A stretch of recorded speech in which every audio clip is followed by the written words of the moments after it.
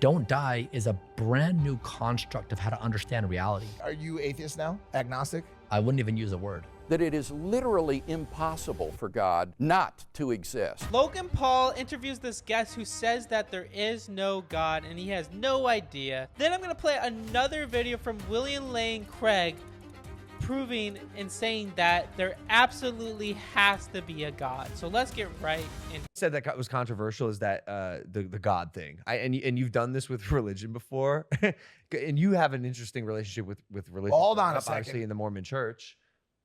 I want to hear about this diet stuff. No, but it's. I feel like even though you're like 99% right on a lot of stuff, and I think maybe 1% of the time you'll say something that pisses off 99% of people. Well, what did he say today? Are you atheist now? Agnostic? I wouldn't even use a word. What? You're existing. What? I mean, it's not, my favorite quote is from Edward Murrow. He was a World War II reporter. He said, those who are not confused don't understand the situation. Okay, I'm confused. Those who are confused. Those who are not confused. But if you take both the double negative out, those who are confused Understand the. Right? Like, what? Like, Yeah. we're on this planet. Yeah, I agree. We exist. We're like, What? the universe, where does space begin? Yeah, Where does it end?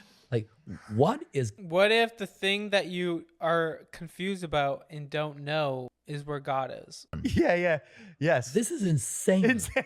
Like, No, you're right. 100%. and so, but then like we take the situation, we're like, actually, let me tell you, what? Like, how do we think we know anything about existence? Like, we can measure gravity, sure. Like, we can measure molecules, sure. But like these big existential questions, You don't even bother? like, how could you even approach? So the sorry. question? So that stance would be considered agnostic. Not No, atheist. no. No, it's not. yes, it is. No, And he 'cause has an agnostic stance. No, because do you that believe in a higher power? I'm confused. Like, That's what- agnostic. what's No, it- no, he's not. Yes, even it is. saying no. Atheist means you are saying you do not believe that there's a higher power. Agnostic means you don't have proof to believe or not believe that there's a higher power. He has an agnostic approach towards higher power. I thought agnostic, you still kind of believe in something up there. No, it's you just don't believe that there's proof to say that there is or isn't. So you just continue living your existence. Yeah. So like, I would say you're agnostic. yeah, I mean, so Agnostic could mean that you might think that there could be something, but you don't know what. don't use words because I don't want to walk into A pigeonhole. them, like, right? Like the words that have been built around those concepts. I'm trying to acknowledge the absolute greatest degree of humility expressible by an intelligent being.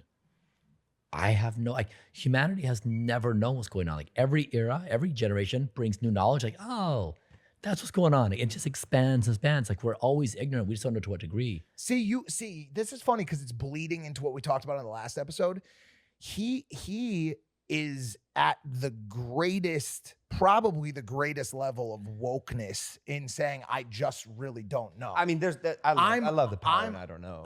For sure. I exist in a place that is 1 degree either below or above that, which is saying I can see both sides. Okay. Meaning I exist in a gray area. I hear what you're saying. I hear what you're saying. I hear what I'm thinking. And then you've got this, what is right now considered to be woke mentality, which I believe is the most asleep mentality, which is there's right and wrong, white and black, and that's all that exists in the world, is a very simple answer to every situation, which to me is the most ridiculous belief set in life, because there's just not. This is a very complex lifestyle that we lead. Yeah. Tell me more about diets. Okay, cool. So one of the things I'll jump into diets. So like, what I'm trying to say is look back through history and see when people have tried to solve the riddle of existence, right? So Buddha was like, look, ego death, eightfold path, reincarnation cycle, liberate yourself from the planes, right? Like, he's like, that's what we do. Jesus was like, I'm the son of God. Do this thing and you get an afterlife. Muhammad was like, submit to God, and had his old framework. Marx was like, actually, existence is class warfare. American founding fathers were like, actually, it's a democratic process. But people throughout history have tried to say, like, what is existence? Like, nihilism. What do you do? Like, what is the plan? And what I'm trying to say is, like, in this moment, when we're giving birth to superintelligence as a species, don't die solves the riddle of existence.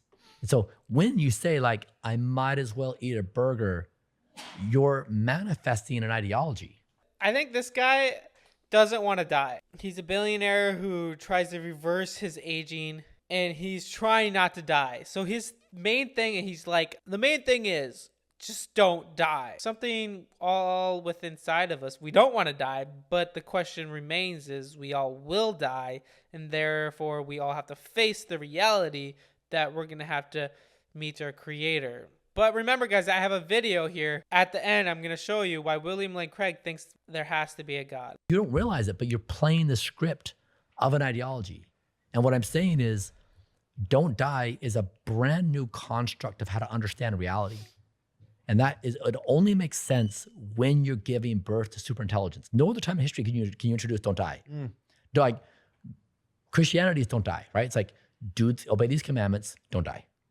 Islam, do this, don't die, right? It's like, have kids, do this, don't die. So don't die has like been played forever. So, but this is like a brand new, this is why it's so hard to get your head around it. It breaks every model of reality. But enjoying a burger or sex before bed or a crazy action movie or a big bet on the roulette table, the idea of enjoying those things is not a social construct. It's a chemical reaction. Yeah. That is as, organic and natural to our life and to our species as our species and our life in general. So you're not asking us to push back and reject a social construct. You're asking us to, through discipline, reject chemical pleasure. Not even that.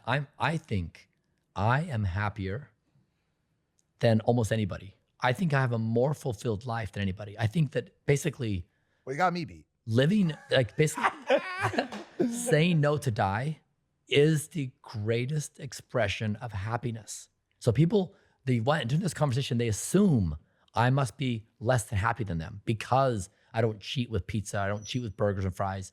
They assume I'm at a deficit. Yeah. I would argue I am happier and more fulfilled and a more fully expressed version of consciousness than them.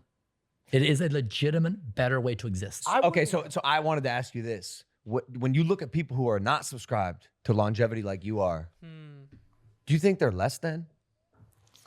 I think they're playing the scripts of a former version of Homo sapiens. Are you calling me a caveman? At the end of the day, we're still going to die. We're still going to need to meet a creator. And that's why it's important to know that God exists. So now I have a video that I want to play for you guys. And I think it'll be really interesting, by William Lane Craig. I believe that God is a logically necessary being in the broad sense. That is to say, that it is literally impossible for God not to exist. It's not that God just happens to exist, that he just sort of happens to be there, so that God could ask himself, why do I exist?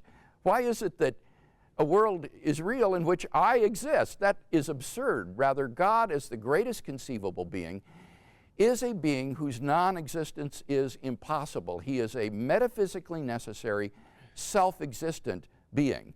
And one way to explain this or to express it is to say that God exists in every possible world. There is no possible world in which God does not exist.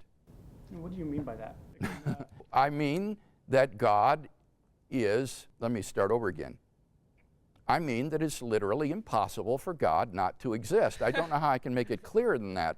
How do you defend that? Like, is there an analogy or something like that, like, because of this, that's why I believe that? I think there are a number of reasons, both philosophically and theologically, that lead to the conclusion that God is a metaphysically necessary being. One would be the very concept of God is the concept of a greatest conceivable being. If there was anything that was greater than God, then that would be God. So by the very concept of God, God is the greatest conceivable being. Now, a greatest conceivable being would be a being which exists necessarily, not one which exists contingently. So the very concept of God, I think, entails that God is metaphysically necessary. In addition to that, several of the arguments for God's existence issue in the existence of such a metaphysically necessary being. For example, the argument from contingency says that anything that exists has an explanation of its existence. And that explanation will either be in an external cause, or else it will be in the necessity of the thing's own nature. Now, that implies that all contingent things will have causes of their existence. But God cannot have a cause of his existence, otherwise he wouldn't be God. That means that God exists by a necessity of his own nature, and that therefore God exists necessarily. Or again, the moral argument roots morality and moral values in God, but moral values, at least some of them, seem to exist necessarily. There's no possible world in which it is morally justified to torture little children because it's fun. There are moral truths that hold in every possible world. And if morality is grounded in God, that implies, therefore, that God exists in every possible world and is therefore a metaphysically necessary being.